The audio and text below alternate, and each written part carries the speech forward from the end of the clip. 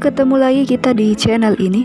Minggu lalu kita telah mempelajari syarat interaksi keruangan dan sedikit mengulas tentang syarat dasar interaksi keruangan, yaitu complementarity, kemudian intervening opportunity, dan transferability. Di bagian A, complementarity, jika B memerlukan produk yang dimiliki A, maka terjadi di situ permintaan dan penawaran. Jadi ada hubungan permintaan dan penawaran, dan begitu pun sebaliknya. Di bagian B, intervening opportunity, bisa kita lihat jika lokasi C menawarkan komoditas yang sama dengan B dan lokasinya lebih dekat, maka wilayah A akan cenderung memilih C dibandingkan B dengan berbagai pertimbangan waktu, jarak, dan lain-lain. Kemudian di bagian B, transferability, itu mengenai infrastruktur, transportasi, dan komunikasi. Itu yang sangat diperlukan untuk menunjang hubungan atau interaksi keruangan antara wilayah A dan wilayah B.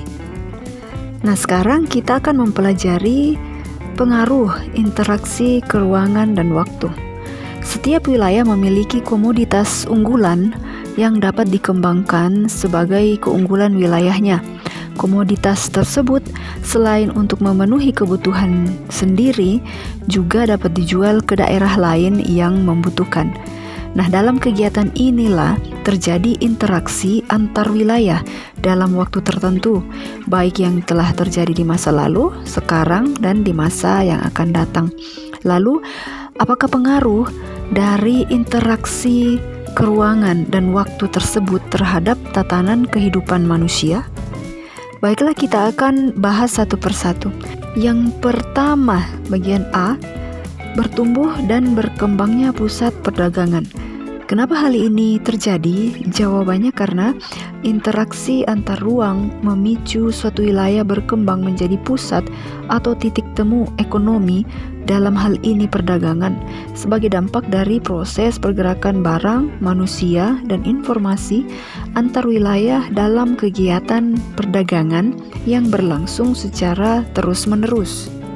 Misalnya pasar sayur, pasar buah-buahan, pasar ikan, atau grosir pakaian, grosir sepatu, dan lain-lain. Bagian B yaitu menjadi pusat produksi lokal. Salah satu konsep pengembangan ekonomi adalah dengan menggali potensi lokal dengan memobilisasi sumber daya dan keterampilan, atau kita bisa bahasakan sebagai sumber daya alam dan sumber daya manusia, untuk mencapai pembangunan ekonomi daerah yang berkualitas dan berkelanjutan. Misalnya, daerah Tanah Toraja yang mempunyai potensi pariwisata yang banyak dan sudah sangat terkenal, maka sangat penting untuk menggalakkan gerakan ekonomi lokal, yaitu dengan meningkatkan daya saing serta peluang bagi masyarakat lokal dalam menciptakan lapangan pekerjaan untuk mendapatkan pendapatan masyarakat. Dalam hal ini bisa melalui pengembangan pusat produksi kerajinan lokal, misalnya pembangunan pusat produksi souvenir khas Toraja, contohnya ukir-ukiran, kain tenunan, patung kayu, miniatur rumah adat, dan lain-lain. Yang kedua, perkembangan sarana dan prasarana. Sarana dan prasarana mendorong terjadinya interaksi keruangan. Fasilitas yang memadai akan memperlancar interaksi dan mengakomodasi peningkatan mobilitas penduduk, misalnya kemudahan mengakses transportasi untuk perpindahan barang atau masyarakat antar daerah. Pengaruh interaksi keruangan berikutnya yaitu perubahan penggunaan lahan. Interaksi keruangan menuntut alih fungsi lahan sebagai tempat-tempat pusat perdagangan, infrastruktur transportasi, infrastruktur jaringan komunikasi, dan tempat hunian penduduk. Misalnya di daerah sekitar IAKN Tanah Toraja, kalian bisa lihat dulunya itu sawah-sawah banyak di sana, tapi sekarang sawah-sawah sudah beralih fungsi menjadi tempat untuk mendirikan kampus, juga untuk usaha-usaha masyarakat, misalnya jual alat ATK, rumah-rumah kos, rumah makan, dan lain-lain. Bagian berikutnya, yaitu perubahan orientasi pekerjaan. Perkembangan kegiatan jasa menyebabkan masyarakat mulai meninggalkan kegiatan agraris. Masyarakat menganggap bahwa pekerjaan di sektor jasa lebih modern daripada sektor agraris. Sama seperti contoh tadi, sawah-sawah di sekitar kampus YKN sudah berubah menjadi tempat usaha. Sawah-sawah yang dahulu dikelola oleh para petani sekarang sudah beralih fungsi menjadi tempat kos, rumah makan, dan jenis usaha lainnya. Yang berikut, perubahan sosial. Perubahan tatanan sosial akibat interaksi keruangan merupakan bentuk upaya memudahkan seseorang untuk memenuhi kebutuhannya. Akulturasi budaya dan sikap saling menghormati satu sama lain akan terjalin dalam interaksi keruangan. Nah, itu tadi pengaruh interaksi keruangan dan waktu. Sekarang kita akan sama-sama belajar mengenai bentuk interaksi keruangan. Bentuk interaksi keruangan yang melibatkan pergerakan manusia, barang, serta gagasan atau ide antara lain: 1. Migrasi, 2. Komunikasi, dan ketiga transportasi.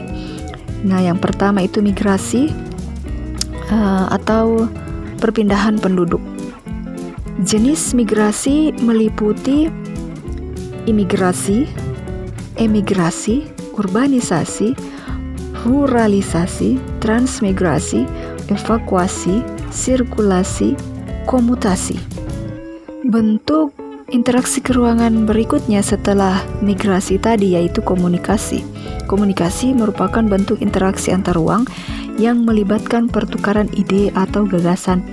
Contoh pertukaran informasi diantaranya siaran TV yang menyiarkan kejadian-kejadian aktual di banyak wilayah yang kita bisa saksikan setiap hari. Kedua yaitu streaming. Yang ketiga yaitu website. Dan yang keempat yaitu marketplace. Setelah komunikasi, bentuk interaksi keruangan berikutnya yaitu transportasi. Bentuk interaksi antar ruang dalam pergerakan barang dan jasa dari satu daerah ke daerah lainnya sebagai berikut. Yang pertama, perdagangan internasional, ekspor dan impor. Yang kedua, pengiriman komoditas perdagangan melalui transportasi laut, darat, dan udara dari satu daerah ke daerah lainnya. Oke, demikianlah bahasan kita tentang pengaruh interaksi keruangan dan waktu serta bentuk interaksi keruangan. Semoga bisa dimengerti dengan baik dan selamat belajar. Sukses selalu. Tuhan Yesus memberkati.